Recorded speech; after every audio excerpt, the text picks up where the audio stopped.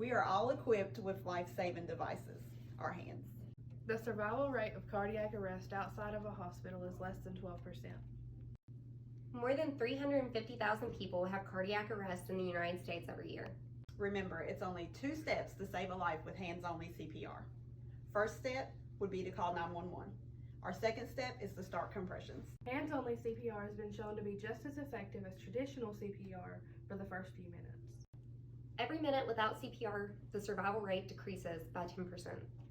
That's why it's so important to learn hands-only CPR. If you're someone who fears doing CPR because you're afraid that you might do it wrong, we've created a scenario just for you.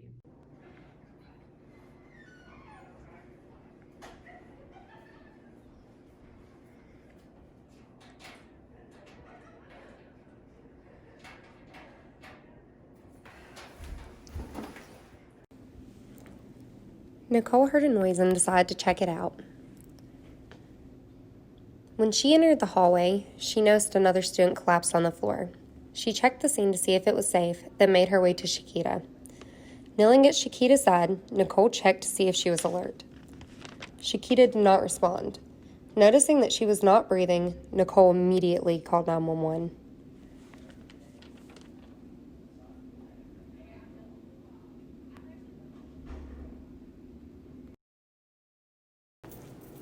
Remember to remain calm when calling 911. Inform dispatch of your location.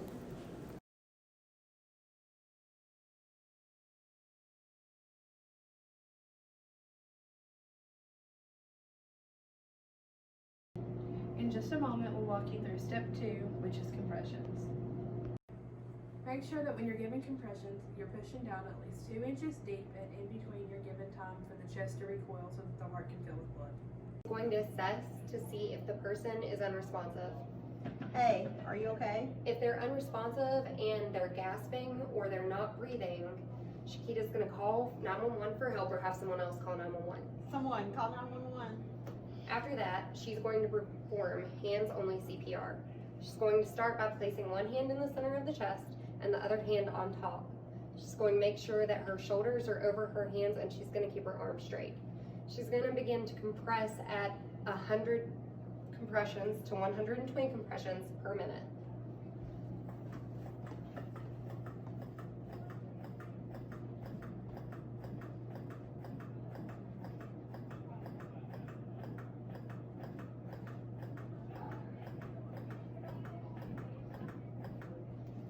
Next, we'll talk about how to perform the Heimlich maneuver on yourself.